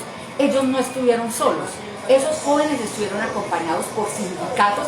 La marcha emblemática del 2018, cuando se llena el viaducto, fue una marcha coordinada con muchos sectores sociales aquí en la localidad. Ya en el 2010, y entonces ahí hay una característica, los jóvenes lideran y históricamente, por ejemplo, lo que decía el profesor, en la década del 70, cuando el paros nacionales, quien lidera son las organizaciones sociales de izquierda y los sindicatos. En el 2019 se empieza, yo creo que es una antesala de lo que vendría a ser el estallido social, es una explosión de múltiples sectores, mujeres, jóvenes, profesores que no estaban articulados ni a FECODE ni a los sindicatos, sino que se llamaban, tenían nombres específicos, empieza a visorarse la primera línea y ya empezamos a ver una explosión de múltiples sectores que, digamos, las fiestas navideñas lo tumban. Y que luego viene el siguiente año y pensamos que seguía, y obviamente, seguramente hubiera seguido, y que era digamos, no solamente en Colombia, sino que en el mundo entero se estaban dando estas explosiones. La pandemia lo frena y luego vuelve ya así el estallido del 2021. Allí, ¿cuál es la característica? Que aunque las centrales obreras convocan al paro, no son ellas las que direccionan, o sea, ya esto se desborda y viene la explosión de expresiones culturales y sectores sociales. Pero lo que yo quiero, y eso digamos casi que las organizaciones sociales terminan organizando un poco las agendas, porque aquí hay un comando Q y lo organiza, y la gente inclúyame esta actividad, o sea, hay una situación autónoma de los barrios y de los colectivos, pero sí hay un reconocimiento con el comando Q, porque todos ellos hacían llegar, y la gente preguntaba a diario cuáles son las acciones del día de hoy, y el comando Q las tiraba, el comando de paro. Pero entonces, como para decir que es que no es que de la noche a la mañana la explosión de arte, la expresión de cultura, digamos, toda esta actividad festiva se dé, sino que eso fue un proceso que se ha venido gestando en la última década, y que lo que cambia aquí es que ya, que también es propio de los movimientos como la Primavera y España, que ya no son las organizaciones monolíticas, jerárquicas, que ya no son los partidos tradicionales, y ellos mismos dicen, no nos representan, o sea, la primera línea no le obedecía a nadie. Lo que hacían las organizaciones sociales era acompañar a la primera línea, y muchos movimientos hacían eso, acompañar, porque el movimiento social como tal tenía su propia dinámica y no fue centralizado. Por eso vimos que en muchos barrios, en Frailes, en el Parque Industrial, en Cuba, cada uno hacían sus actividades y no obedecían, sino que cada uno tenía sus propias dinámicas. Entonces era un poquito como para decir eso, que eso es un proceso histórico, y que eso no surge de manera espontánea y que de un momento a otro ya las marchas empiezan a ser absolutamente coloridas, porque no, o sea, eso ya se venía dando. Y con relación a la exposición que hace Alberto Verón, que a mí me parece muy interesante el tema de las memorias encubridoras, que históricamente no hemos tenido unas memorias donde solamente visibilizan a unos actores del conflicto armado, pero encubren completamente a otros, y que el estallido social y esas situaciones de injusticia han venido a través de sus propios medios de comunicación construyendo otra memoria. Tú hablas de la Comisión de la Verdad, pero sabemos que en la Comisión de la Verdad el mismo padre de Ruth, cuando sale a hablar, dice que en el éxito en Calipso no ha pasado nada, y también no, digamos, dan cuenta de los asesinatos de los sectores institucionales y digamos, de los sectores institucionales. Entonces uno pregunta ahí, ¿esta es una memoria liberadora o también hay un encubrimiento del papel que han jugado actores armados en Colombia y que han contribuido a la masacre y a la desaparición de los sectores sociales? Muchas gracias, Nancy. Vamos, ¿alguien más aquí quiere tomar la palabra? Farid. Listo. Pero entonces vamos a intercalarlo un poquito. Antes de que siga Farid, yo quisiera hacer una pregunta que hace el profe Miguel. Dice, ¿por qué en el estallido social le perdimos el miedo a la pandemia y recuperamos la calle, la pared y la palabra para no callar un sentir social? No sé si esa pregunta es para Mónica o la puede responder cualquiera de los tres. Y yo también le hice una pregunta. Pues yo diría algo muy corto sobre la pregunta del profesor Miguel, y es que ¿por qué se pierde el miedo? Porque se pierde el miedo en el estallido social, y es que realmente, o sea, la realidad del país da más miedo que la propia pandemia. Es más peligrosa, o sea, han sido más peligrosas las medidas que ha tomado el gobierno, y pues esa realidad que tiene el país, que salir a la calle en medio de una pandemia, ha sido más letal frente a los jóvenes, todo el proceso de los falsos positivos, que la pandemia para los jóvenes, ¿cierto? Entonces digamos que es lo que está pasando es tan malo en el país, tan malo, que ni siquiera una pandemia, que es una amenaza de muerte, lo frena. Yo creo ahí también vemos como asociado a ese tema, y es que, digamos, como lo decía Nancy ahora, pues hay un acumulado histórico, ¿cierto? Digamos, como de atropellos económicos, de atropellos sociales, ¿cierto? De atropellos que vulneran la vida de muchos líderes sociales, de partidos políticos, ¿cierto? Un acumulado sumamente largo, prolongado, ¿cierto? Prolongado quizás para decir como una fecha, tal vez 70, 80 años, un acumulado de vulneración de derechos, un acumulado de injusticias, y ya es el momento en el que la gente no soporta más la negligencia de un gobierno que agudiza más la crisis. O sea, no estábamos en crisis solamente por el gobierno de Duque, o sea, ya que existía una crisis anterior. O sea, yo creo que la jugada de Duque fue agudizarlo mucho más, ¿cierto? Ser negligente, ser torpe, ser nefasto en sus políticas y en el tratamiento indigno que le dio a los ciudadanos colombianos en todas las esferas, ¿cierto? A la movilización social, a los sindicatos, a los negociadores de la guerrilla, a los acuerdos de paz, la misma reforma tributaria, la misma política de salud. Es decir, es un acumulado que ya no puede soportarse más, y además es una injusticia, digamos, construida alrededor de 70 años quizás, y que la gente, pues, en medio de la misma crisis que generó el COVID, de encierro y de necesidades de comunicación y de necesidades de manifestarse, pues justamente en un momento en que medianamente se abre una brecha de moverse socialmente, producto de que el COVID no estaba tan radicalizado como en sus efectos nocivos, pues la gente explota, ¿cierto? Además porque había quedado una pausa del 2019-2020, una pausa de las movilizaciones sociales y las protestas que no habían podido continuar, habían cerrado prácticamente por la orden de encierro por el COVID, ¿cierto? Entonces yo creo que es Es una construcción de una injusticia, una construcción colectiva de una injusticia que estalla después del 28 de abril. No, Fundamentalmente con ese tema. Yo agregaría ahí como las dos preguntas, primero a las del colega Miguel, es que es bueno recuperar algunas de esas lecturas que hicimos en pandemia, las posturas, por ejemplo, de Byung-Chul Han, de la pandemia, o de Giorgio Agamben, o de Slavoj Žižek, por ejemplo, que Žižek planteaba que era prácticamente de ahí seguía la revolución, o la postura de Byung-Chul Han sobre el cibercontrol, ¿sí?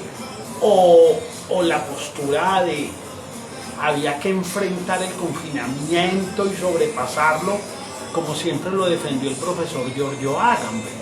Pero también en América Latina los filósofos hicieron sus propias lecturas de la pandemia. Enrique Dussel en México, Ricardo Forster sacó cada 20 días, de eso terminó un librito que está en ACAL que se llama El fin del Palacio de Cristal, donde señala que justamente lo que la pandemia estaba revelando era el agrietamiento de eso que Wallerstein llamaba el sistema mundo, la crisis de ese capitalismo financiero que habíamos conocido y que venía con el alza del dólar, con la crisis ambiental, y que la pandemia lo que hacía era revelarlo. Pero entonces, en el caso nuestro, la pobreza para los que no estaban protegidos por el Estado reventó. Cuando uno mira, por ejemplo, los índices de la Defensoría del Pueblo, por ejemplo, el informe de Defensoría del año 2021, lo que uno encuentra es cómo el manejo del microtráfico o el tema de la prostitución se transforma en el área metropolitana. Frente a la pregunta que hace la profesora Nancy Cárdenas acerca del papel de la comisión, pues es bueno señalar, mira, por ejemplo, son textos de 800 páginas, de 500 páginas, ¿sí? Una cosa es lo que los grupos políticos, las izquierdas o lo que la opinión pública pueda decir, ¿sí? Que omitió el tema de lo que pasó en el éxito, pero es bueno señalar algo. La comisión fue hecha como uno de los elementos claves de los acuerdos de La Habana. A mí particularmente me inquietó cuando la comisión se metió a todo el trabajo era importante, pero la comisión no estaba diseñada para la protesta social. La comisión estaba diseñada para hacer una reflexión en clave de verdad sobre lo que había pasado en Colombia alrededor del conflicto y la violencia. Entonces creo que empezarle a pedir a la comisión, es más, por ejemplo, en el volumen de Los pájaros no cantan, que lo administra el profesor Alejandro Castillejo, hay un testimonio que fue el que trabajé para esta noche, de una chica, una entrevista que aparece dentro de los documentos de la comisión. Pero vuelvo a señalar, ese no era el mandato para la comisión, escribir sobre la protesta social, pero lo hizo. Bien, vamos con Farid. Bueno, a mí realmente me inquieta algo que tiene que ver es con ese día a día en los barrios. Y Giovanni, ahora que hablaba en ese proceso comunitario, cómo los jóvenes en muchos de los barrios de la ciudad, y específicamente Cuba, por ejemplo, donde yo he tenido la oportunidad de vivir y de vivir el proceso de los barrios a través de los chicos, como docente y también como alguien que habitó el espacio, cómo pasar de una cultura del consumo, por ejemplo, de drogas, de una cultura de un microtráfico que en apariencia desea que no pase nada porque es conveniente para ellos que no pase nada. Entonces pasar de esa cultura de la evasión a un accionar político, a mí me parece eso muy interesante, pero quisiera dejar esta pregunta y tiene que ver qué sucedió allí, es decir, qué sucedía entre ese universo del microtráfico que estaba allá en el lugar donde estaba dándose ese accionar político y ese otro universo que siempre ha estado en la ciudad y que se visibilizó a través del tema de Lucas Villa en esa relación entre la fuerza pública o algunos organismos del Estado y este tipo de organizaciones criminales de microtráfico y de la prostitución que se da en la ciudad. Ese tema me parece a mí muy importante tocarlo y sobre todo saber qué ha sucedido después de eso en esos espacios, en esos escenarios concretos que en muchas ocasiones tenían de resistencia el nombre. Si uno habla de Cuba, entonces en el lenguaje, en el nombre hay una añoranza de una revolución, de una organización, de una comunidad que creció desde la colectividad, ¿sí? Desde los barrios populares y que se retomó ya en el año 2020-2021 en términos de una resistencia efectiva, especialmente desde los jóvenes.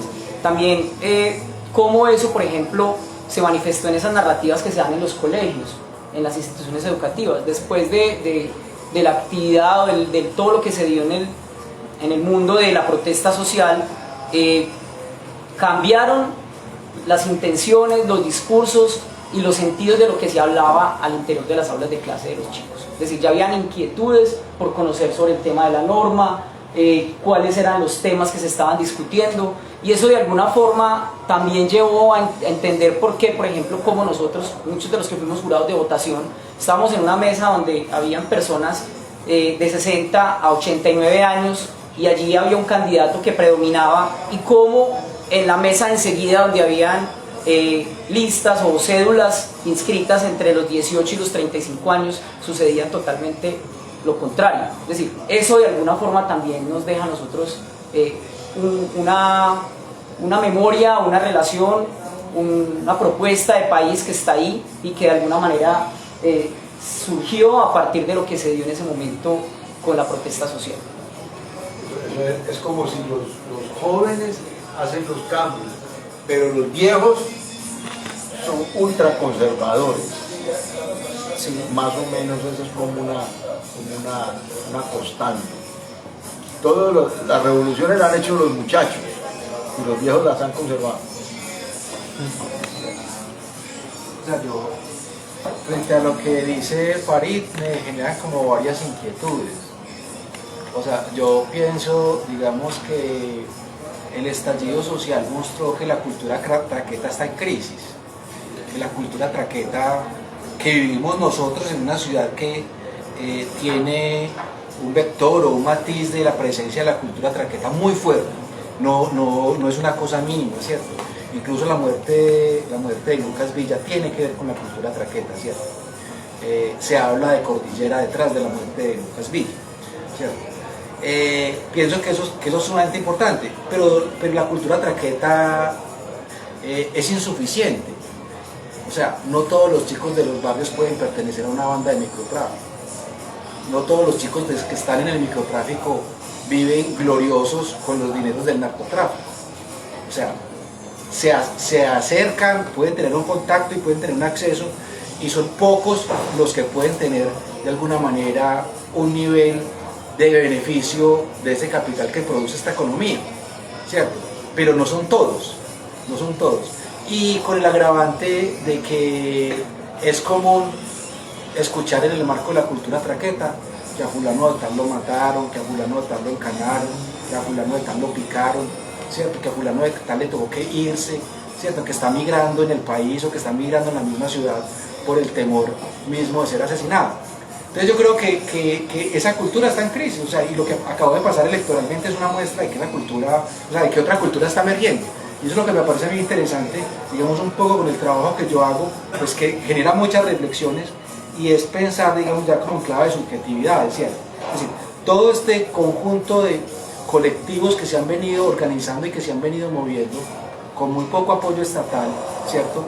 Y que lo han hecho desde las ganas y desde el deseo de construir proyectos de vida colectivos y construirse un proyecto de vida individual en el marco de un proyecto colectivo, es una cosa que es sumamente valiosa, Cuando uno ve 5 o 6 movimientos que no son colectivos de 4 o 5 personas, sino movimientos en la ciudad de Pereira, nutridos completamente de gente joven que está creando y que está produciendo culturalmente, yo lo que puedo ver es que hay unos modos de relacionarse en los cuales los jóvenes empiezan a construir otros referentes, ¿cierto? No el referente del partido tradicional, no el referente de la vida capitalista, no el referente de la cultura traqueta, otro referente en el que las personas pueden vivir la posibilidad de, a través de su palabra, construirse y empezar a materializar esos sueños. Sueños no asociados ni siquiera a la vida académica, institucional, ni siquiera a la vida del capital, mucho menos a la vida de la cultura traqueta, ¿cierto? Hay un cambio y hay un modo de ser sujeto diferente hoy en la ciudad de Pereira, ¿cierto? Hay un modo diferente de ser sujeto social y hay un modo diferente de ser sujeto político, y eso tiene que ver, digamos, también con una pugna, ¿cierto? Con una lucha. Digamos, yo diría que también, retomando lo que dice el profesor Alberto Verón, el tema de la memoria, de ciertas memorias, ¿cierto? Yo creo que también es un agotamiento para la memoria traqueta, para la memoria de la cultura traqueta, ¿cierto? O sea, el hecho de que hoy tengamos dos representantes de la Cámara que son de otro pensamiento diferente, que haya una cantidad de votos, en Dos Quebradas más de 49.000 votos por una propuesta alternativa, en Pereira, en Risaralda más de 163.000 votos por una Risaralda alternativa, ¿cierto? Es decir, están mostrando no solamente, digamos, como unas cifras electorales, ¿cierto? Como una coyuntura y puntual específica, no, sino en parte de lo que decía Nancy, viene un acumulado de transformaciones y de cambios que se concreta en un proceso electoral y que se concreta también en sostener un tropel durante más de 3 meses. Es que Pereira fue de las ciudades más importantes en el país, no solamente por la muerte de Lucas Villa, sino por la capacidad de mantener un descontento en las calles, y ahí va como la idea de resistencia, donde la resistencia no solamente era quejarse, no solamente era oponerse, no solamente era tirar piedras, o sea, la resistencia era proponer. Y cuando yo muestro todo este conjunto de fotografías donde hay una cantidad de gente produciendo arte y produciendo cultura, yo lo que veo ahí es la propuesta, ahí está la resistencia, no está en el discurso clásico de manejar todo un paquete ideológico y todo un paquete político partidista, sino en la construcción de nuevas formas de relacionamiento social, ¿cierto? Y que tienen a su centro la creatividad, y lo que genera esa creatividad, no solamente como producto estético, sino como producto de relación humana o creativa entre esa humanidad, donde la gente se protege, se cuida, se ayuda. Entonces yo creo que hay una cosa súper interesante que hay que pensar en clave de jóvenes y que hay que pensar en clave de subjetividad, y con esa referencia a la cultura traqueta, ¿cierto? Yo creo que pues no podemos cantar victoria y decirle no, se le está diciendo adiós a la cultura traqueta porque es que la fuerza es gigantesca, ¿cierto? Pero pues se están dando pasitos, se están dando pasos, y los jóvenes y adultos también, porque en esas colectividades de jóvenes también hay adultos, que es como intergeneracional, se están produciendo unos cambios en las subjetividades muy interesantes, por lo menos aquí a nivel local. Pues a nivel nacional sí no puedo decir porque no he pensado el tema a nivel nacional, pero yo creo que aquí a nivel local sí hay una emergencia de nuevas subjetividades, y con el anclaje a unas resistencias que son resistencias no discursivas ni no partidistas, sino subjetividades del afecto, de la cotidianidad, del intercambio, de la experiencia, de la sensibilidad, ¿cierto? Hay una cantidad de cosas muy valiosas allí.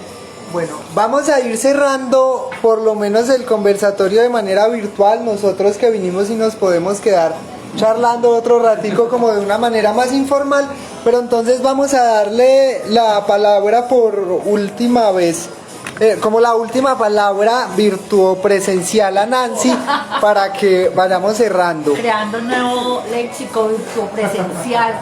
El papel del lenguaje. Mira, en la misma vía en que Giovanni estaba hablando, que me parece muy importante porque uno recoge el reclamo de la gente, y yo recojo el reclamo de profesoras que me decían, no, es que nosotros no acompañamos, es que nosotros participamos, es que nosotros generamos, es que nosotros estuvimos. Entonces, solamente se visibiliza a los jóvenes cuando los adultos también participaron. Quizás no fueron tantos adultos, pero hubo una participación importante, que además se refleja porque hay una continuidad, y Giovanni habla de lo que está pasando en Dos Quebradas, y yo siento que hay un deseo de reconstrucción del tejido social, y yo que estoy participando, o que participé como digamos en ese proyecto de la Colombia, del Pacto Histórico en Dos Quebradas, yo me sorprendía de ver tantas mujeres mayores, sindicalistas, dedicadas de tiempo completo a hacer ese trabajo. Hay jóvenes, pero yo no podría decir, es que esos 49.000, casi 50.000 votos que puso Dos Quebradas fueron producto de los jóvenes, porque es una diversidad donde encuentras muchos adultos. Entonces, como bajarnos también, que si bien los jóvenes han tenido un papel protagónico y han sido vanguardia, esto no lo han hecho solos. Y una situación que lo veíamos y lo vemos en las reuniones que ya lo había mencionado en otra exposición que tuve, es una de las características es ver personas muy adultas y personas muy jóvenes. O sea, ese encuentro de esas dos generaciones, y pareciera que hay una generación perdida. Esa generación perdida que se fue en la búsqueda del éxito, donde perdió como la conciencia social y se dedicó a otros menesteres, pero que aún hay una resistencia allí de unas personas adultas que comparten esos saberes y se dan unos diálogos de saberes con unos chicos de 17, 18, 20, y que eso ha sido muy bonito. Entonces, que nosotros no podríamos decir que este estallido social fue un estallido solamente de jóvenes o que los adultos solamente cumplieron un papel de acompañamiento, porque no fue un papel de acompañamiento, fue un papel también de participación y de decisión activa en esas actividades. Bueno, Alberto. No, quería solamente señalar que totalizar o generalizar los fenómenos sociales es algo muy complejo, es muy atrevido, ¿sí? Para mí, por ejemplo, desde la filosofía, creo que esa es una crítica a cualquier pretensión de totalización o generalización.